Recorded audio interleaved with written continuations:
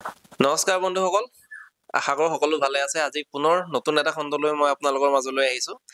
আপোনালোকে দেখিছে মোৰ কাষত আজি কোন উপস্থিত আছে। তেওঁ হৈছে শ্ৰদ্ধাৰ টুন বৰা ডাঙৰীয়া। তেখেতক আজি আমাৰ PD Creation ইউটিউব চেনেল আৰু আমাৰ ফেচবুক পেজলৈ স্বাগতম জনাইছোঁ। আৰু সকলোৱে তেখেতৰ বিষয়ে জানেই, সমগ্ৰ অসমতে তেওঁ বিভিন্ন দিশত ছাত্ৰ ছাত্ৰীসকলক আগবঢ়াই লৈ গৈছে। বিশেষকৈ ভাওনা জগতত তেখেতৰ এটা সুন্দৰ নাম আছে। এজন সুনামধন্য ব্যক্তি টুন বৰা ডাঙৰীয়া। তেখেতক এতিয়া আমি আমাৰ চেনেলৰ জৰিয়তে স্বাগতম জনাইছো। নমস্কাৰ। নমস্কাৰ। ভালে আছেনে? হয়, আছো। প্ৰথমে সুধি লৈছো ভাল বেয়া খবৰটো, তাৰপিছত আমি কথা বতৰাবিলাক আৰম্ভণি কৰিম। যিহেতু সকলোৱে তেখেতক চিনি পায় আৰু হয়তো আপোনালোকে চিনি পায় যদিও তেখেতক ভাওনা বা আন কোনোবা সভা সমিতিত আপোনালোকে লগ পাইছে, তেনেকুৱাকৈ হয়তো চিনি পায়। হয়তো বহুতে নাজানিবও পাৰে। অসম বিখ্যাত এজন মানুহৰ ঘৰ কোন জেগাত? আমি প্ৰথমে তেখেতৰ ঘৰৰ বিষয়ে কওঁ। তেখেত হৈছে লখিমপুৰ জিলাৰ পিঠাগুৰি মাজগাঁৱত তেখেতৰ ঘৰ। আৰু আজি আমি তেখেতৰ ঘৰত আহি উপবিষ্ট হৈছোহি। প্ৰথমে তেখেতৰ লগত আমি এতিয়া পোনপটীয়াকৈ তেখেতৰ আমি নজনা বিষয়সমূহৰ বিষয়ে জানিবলৈ চেষ্টা কৰিম। সকলো মানুহে হয়তো আপোনাৰ বিষয়ে জানিব বিচাৰি থাকে, বহুতে দেখি থাকে, কোনোবাই মোবাইলত, কোনোবাই ইউটিউবত, কোনোবাই ফেচবুকত চাই থাকে আপোনাক। বহুতক হয়তো আপুনি শিক্ষাও আপুনি বহুতকে শিক্ষাও প্ৰদান কৰিছে। আৰু যিহেতু তেখেত সংস্কৃতি জগতখনৰ লগত যথেষ্ট জড়িত, আমাক প্ৰথমে জনাওক, যিহেতু আপুনি বহুত বছৰৰ পৰা জড়িত হৈ আছে আমাৰ ভাওনা সংস্কৃতিৰ লগত, গতিকে অকণমান ভাওনা সংস্কৃতিৰ লগত কেনেকেনো জড়িত হল, ক'ৰ পৰা আৰম্ভণি হৈছিলে, প্ৰথম সেই কথাখিনি জানিব বিচাৰিম। জড়িত আমি ভাতৃপ্ৰতিম পলাশৰ জৰিয়তে, PD Creationৰ জৰিয়তে সমূহ অসমবাসী ৰাইজৰ ওচৰত আমাৰ নমস্কাৰ জ্ঞাপন কৰিছো। সকলোৱে কুশল কামনা কৰিছো। এই সন্ধ্যাটি সবাৰে সুন্দৰ হওক তাৰ আশা কৰিছো। আৰু ভাতৃপ্ৰতিম পলাশে সোধা মতে ভাওনা জগতৰ লগত আমি কেনেকৈ ব্যস্ত হলো, সেইখিনি কথা ক'বলৈ গ'লে এখন সাগৰ, সেইখিনি কৈ শেষ কৰিব নোৱাৰি। কিন্তু প্ৰথম মোৰ গাঁওখন, মোৰ ঘৰখন, এই ক্ষেত্ৰত মোৰ পথ প্ৰদৰ্শক হিচাপে মোৰ দেউতা আছিলে। মোৰ দেউতা এজন প্ৰখ্যাত ভাৱৰীয়া আছিলে। আৰু দেউতাৰ ভাও আমি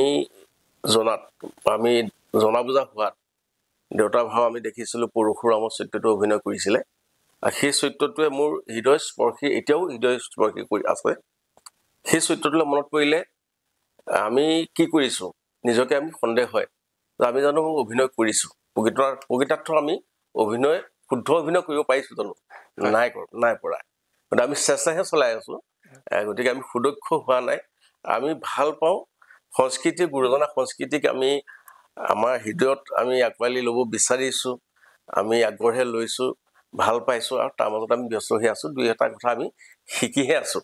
গতিকে আমি সুদক্ষ হ'বলৈ হোৱাগে নাই, সেইখিনিলে বহুত বাকী আছে। তেওঁ এতিয়া শিকি আছো বুলি কৈছে, গতিকে আমি এতিয়া সুধিম তেওঁক কেনেকৈ, প্ৰথমে ক'লে দেউতাকৰ পৰা তেওঁ ইনস্পায়াৰ হৈছিলে, তাৰপিছত নিশ্চয় আপুনিও শিকিছে কোনোবা জেগাত। হয়, দেউতাৰ পৰস্পতি আমি আমাৰ নিজৰ গাঁৱত আমি ভাওনা কৰিছোঁ।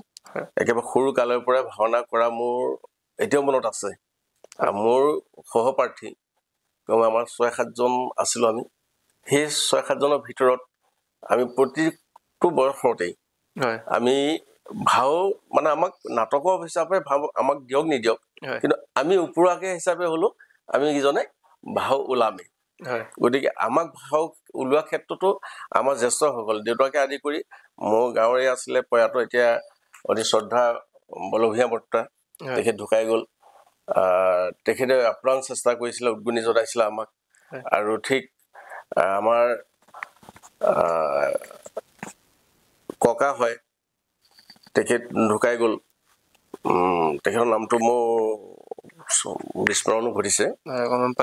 তেখেতে আমাক বহুত আগৰ কথা, তেখেতে আমাক কাঠৰ গদা পৰ্যন্ত বনাই দিছিলে। আৰু সেই গদা ইমান সুন্দৰকৈ বনাই দিছিলে, আজি তেনেকুৱা গদা আমি দেখিবলৈ পোৱা নাই। গতিকে সেইসকলৰ ব্যক্তিয়ে আপ্ৰাণ চেষ্টা, তেখেতসকলৰ আশীৰ্বাদত হয়তো আমি অকণমান ভাওনা জগতখনত কিবা এটা খোজ দিবলৈ সুবিধাটো পাইছিলোঁ। তাৰ পাছতে আমি পৰ্যায়ক্ৰমে বয়স বাঢ়ি আহিলে, অকণমান ডাঙৰ দীঘল হ'লো।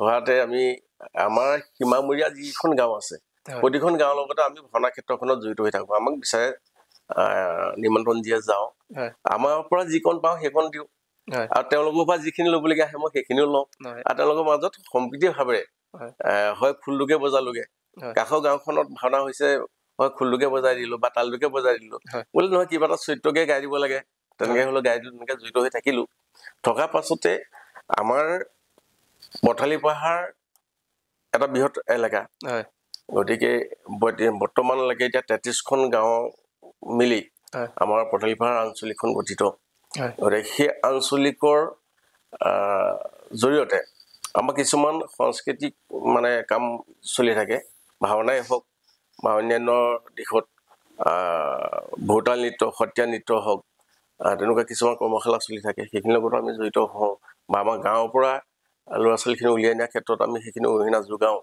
ঠিক তেনেকৈ থকা পাছতেই আমি 2008 চনত আমি এটা সুবিধা পাইছিলোঁ কমলাবাৰী অংকীয়া ভাওনা সমাৰোহ তাত অংশগ্ৰহণ কৰিবৰ কাৰণে আমাক নিমন্ত্ৰণ জনালে আমি আমাৰ শ্ৰদ্ধাৰ বিশ্বেশ্বৰ দত্ত দিলীপ হাজৰিকা তেখেতসকলৰ সহযোগত সেই দলটি উলিয়াই নিয়াৰ ক্ষেত্ৰত আমি নিজেও অভিনয় হিচাপে তাত অভিনয় আগবঢ়াইছিলোঁ আৰু বাকী সকলোকো উলিয়াই নিয়াৰ ক্ষেত্ৰত আমি চেষ্টা কৰিছিলোঁ ঠিক সেইমতে আমি প্ৰথম আমাৰ ভাওনাৰ ক্ষেত্ৰখনত বাহিৰত কৰা সেয়ে প্ৰথম এটা ভূমিকা প্ৰতিভা আঞ্চলিক হৈ আমি কমলাবাৰী ক্ষেত্ৰত ভাওনা সমাৰোহত অংকীয়া ভাওনা সমাৰোহত অংশগ্ৰহণ কৰিছোঁ কিন্তু এটা কথা ঠিক যে মাতৃভাষা ভাওনাৰ পূৰ্ব যিটো ধাৰা চলি আছিলে সেই ধাৰাটো আমাৰ ইয়াত সেই সময়ত কিন্তু আমাৰ ইয়াত অংকীয়া ভাওনাৰ প্ৰভাৱটো বেছি আছিলে অংকীয়া ভাওনাত আমাৰ জ্যেষ্ঠসকলৰ প্ৰাধান্য বা তেওঁলোকৰ ভূমিকাটো বেছি আছিলে ঠিক আমিও সেইমতে অংকীয়া ভাওনাৰ খোজ কাটল অংকীয়া ভাওনা সংলাপ দুই চাৰিটা আমি ক'বলৈ সুবিধাটো পাইছিলোঁ তাৰ পাছতে আমি 2011 চনত না 10-11 এনেকুৱা হ'ব তেনেকুৱাত আমি যোৰহাটৰ শ্ৰদ্ধাৰ গুৰু শ্ৰীযুত কৃষ্ণপদ কলিতা তেখেতৰ সান্নিধ্য লাভ কৰিছিলোঁ আমাৰ শ্ৰী শ্ৰী মাধৱদেৱ জন্মস্থান লেটেকু পুখুৰীত তাতে ভাগ ভাওনা সত্ৰ নামেৰে অনুষ্ঠান গঢ় উঠিছিল সেই অনুষ্ঠানৰ যোগেদি এটি প্ৰশিক্ষণ শিবিৰ তাতে অনুষ্ঠিত হৈছিলে আৰু মুখ্য প্ৰশিক্ষক হিচাপে আমাৰ শ্ৰদ্ধাৰ গুৰু শ্ৰীযুত কৃষ্ণপদ কলিতা দেৱক আমি তাত পাইছিলোঁ আৰু তেখেতৰ পৰা আমি 15 দিনীয়া এটা কৰ্মশালাৰ জৰিয়তে ভাওনাৰ কিছু কথা আমি জানিব পাৰিছিলোঁ মানে সেইখিনি অকণমান আগবাঢ়িলে সেইখিনি অকণমান আগবাঢ়ি গ'ল গতিকে তেনেকে আপোনালোকে এটা সময়ৰ পৰা আৰম্ভ কৰিছিলে কিন্তু আজিকালি হয়তো জেগাই জেগাই বিভিন্ন প্ৰশিক্ষক আছে ছাত্ৰ ছাত্ৰীসকলে শিকো বুলি ভাবিলে শিকিবলৈ অসুবিধা পাই চাগে আৰু আপোনালোকে যিখিনি শিকিছিলে সেইখিনি প্ৰতি গাঁৱে গাঁৱে হয়তো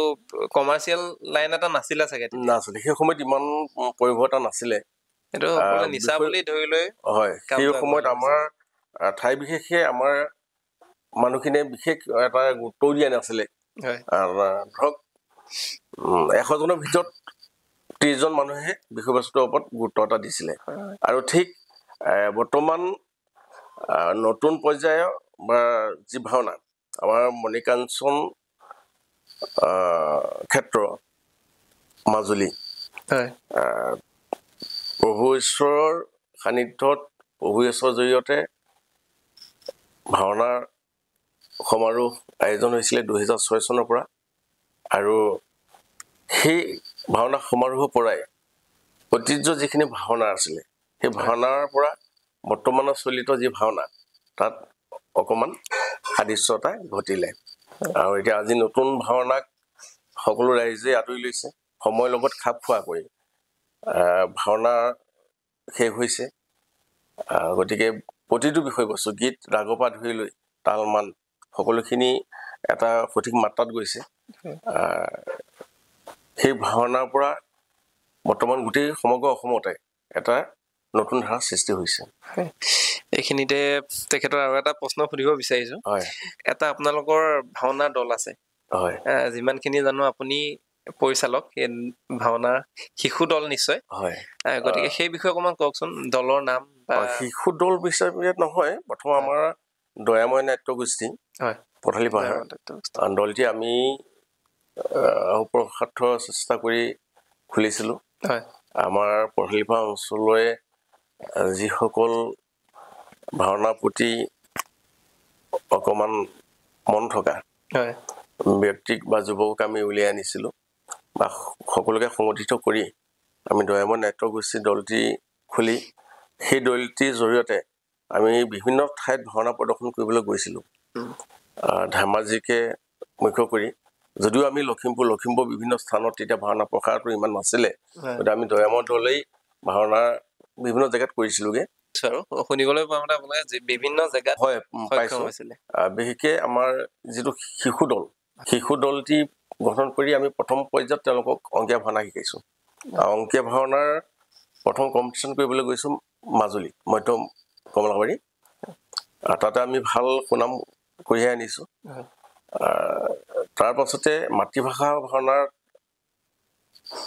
আমি শিশু দলটিৰ জৰিয়তে আমাৰ ঢকুৱাখানাত কম্পিটিশ্যন কৰালোঁ তাতো আমি সুনাম কঢ়িয়াই আনিছোঁ কেইবাটাও বিষয়ত আমাৰ প্ৰথম স্থান আহিছে তেওঁলোকে অভিনয়তো তেওঁলোকে সুনাম আনিছে আৰু নিজৰ শৈক্ষিক জীৱনতো তেওঁলোকে ভাল সুনাম আনিছে বৰ্তমান আমাৰ এই বয়সতে আমাৰ কেইবাজনো ছাত্ৰই এটা ভাল সুনাম আমাক দিছে বহুতে কয় যে ভাওনা কৰিলে তেওঁলোকৰ পঢ়া শুনা নষ্ট হয় এই কথাটো মই সুধিম বুলি ভাবিছিলোঁ নষ্ট হয় কিন্তু আমি এতিয়া সৰু কালৰ পৰা এতিয়া আমাৰ নামটো মই প্ৰকাশ কৰিছোঁ বাস্তৱ বৰা আৰু আমাৰ এজনী ভাগিনো হয় আমাৰ অঞ্চলৰে তন্মনা লিখাৰু গতিকে তেওঁলোক প্ৰতিটো মুহূৰ্ততে ভাওনাতে থাকে এই ভাওনা এই ৰাস এই নাটক এই কবিতা এই সংস্কৃতিৰ মাজতে থাকে খুব কম সময়হে পঢ়িবলৈ পায় কিন্তু এতিয়া তেওঁলোকে এই বয়সত ইমান এটা সুন্দৰ ৰিজাল্ট কৰিছে গতিকে আমাক সকলোকে গৌৰৱান্বিত কৰিছে আৰু তেতিয়া ক'ব পাৰি যে ভাওনাই হওক বা নাটকে হওক অন্যান্য কোনো অনুষ্ঠানে হওক পঢ়াক ব্যাঘাত জনাব নোৱাৰে সেইটো এটা ডাঙৰ কথা আজি তৰুণ ডাঙৰীয়াই নিজেই কৈছে যিসকল ছাত্ৰ ছাত্ৰী মাক বাপেকে ভাবি থাকে যে ভাওনা চাওনা কৰিবলৈ নিদিওঁ এইবিলাক শিকিবলৈ নিদিওঁ পঢ়াত বেয়া হ'ব আচলতে সেইটো কথা নহয় যদি তেওঁ ভালকে মন কৰি ভালকে পঢ়ে তেনেহ'লে বেছি পঢ়িবও নালাগে নহয় জানো বেছি পঢ়িবও নালাগে আৰু ঠিক সেইমতে মন দি যদি তেওঁলোকে অভিনয় শিকে বা যিকোনো দিশ এটা যদি শিকি লয় তেতিয়া পঢ়াত আপোনালোকক কেতিয়াও বাধা সৃষ্টি নকৰে তাৰ লগতে ভাওনা কথা যিহেতু আমি আজি বিতংকৈ আলোচনা কৰিছোঁ তাৰ পিছত আমি তুন্দাৰ পাৰ্চনেল লাইফলৈও যাম যদিও এতিয়া ধৰি লওক আজিকালি যে ভাওনাবিলাক আগতে কেৱল পুৰুষেহে ভাওনা কৰে আজিকালি মহিলা ভাওনাও আহিলে এই বিষয়ে আপুনি অকণমান আমাৰ কিবা কনফিউজন থাকিব পাৰে মানুহৰ চবেই চাই থাকে কোনোবাই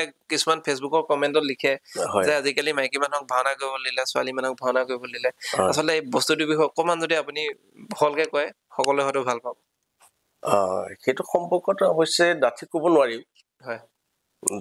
নোৱাৰি বৰ্তমান চলিত হৈছে মহিলা ভাওনা ঠাই বিশেষে বা আমাৰ ইয়াতো হৈছে ময়ো হয়তো মহিলা ভাওনাৰ এতিয়ালৈকে 6-7টামান দল ময়ো শিকাইছিলোঁ যেতিয়া মহিলা দলটো মোক গঠন কৰা নহয় মোক মানে ইনভাইট কৰিছে মাতিছে যে দেখাবৰ কাৰণে গৈছোঁ ঠিক তেনেকে অন্য স্থানতো মহিলা ভাওনা হৈছে কম্পিটিশ্যনো হৈছে সকলো জেগাতে হৈ আছে গতিকে সকলোৱে ক'বলৈ বিচাৰে পুৰুষ মহিলা আজি সমানে আগবাঢ়িছে ভাৱ ভক্তিয়ে যেতিয়া নেকি তেওঁলোকে ওলাই আহিছে তাত মোৰ মতে বাধা দিয়াটো উচিত নহ'ব নেকি কৰিছোঁ মহিলা ভাওনা মই নামঘৰত নাই কৰা এতিয়ালৈকে কোনোবা জেগাত নামঘৰতো মানে ল'ৰা মানুহৰ লগত ছোৱালী মানুহকো অভিনয় কৰিবলৈ জেগাত হৈছে আছে আমাৰ ওচৰৰে কিছুমান জেগা আছে গতিকে আমি ক'বলৈ নাযাওঁ ভাল নাই বেয়া সেইটো আপোনালোকে নিজে ডিচাইড কৰি ল'ব গতিকে নিজৰ দিশটো আপোনালোকে চাই ল'ব সেইটোত আমি ক'বলৈ গ'লে হয়তো বিসম্বাদ নোহোৱা নিচিনা হ'ব ঠিক তেনেকে এতিয়া আমি সেইখিনি কথা অকণমান শিকিলোঁ বা শুনিলোঁ তুন্দাৰ পৰা খণ্ডটো আমি ইমানতে শেষ কৰিছোঁ কাৰণ আপোনালোকে সম্পূৰ্ণ দীঘলীয়াকৈ খণ্ডটো চাবলৈ হ'লে অকণমান ৰ'ব লাগিব সকলোখিনি যদি কথোপকথনৰ মিঠা আপোনালোকক আজিয়েই দি দিওঁ তেতিয়াহ'লে আপোনালোকে পিছৰ ইমানবোৰ কথা শুনিবলৈ আপোনালোকৰ হয়তো ধৈৰ্য নাথাকিব গতিকে প্ৰথম খণ্ডটো আমি এইখিনিতে শেষ কৰিছোঁ আৰু বলক আমি তৃতীয় খণ্ডত আপোনালোকক লগ পাম।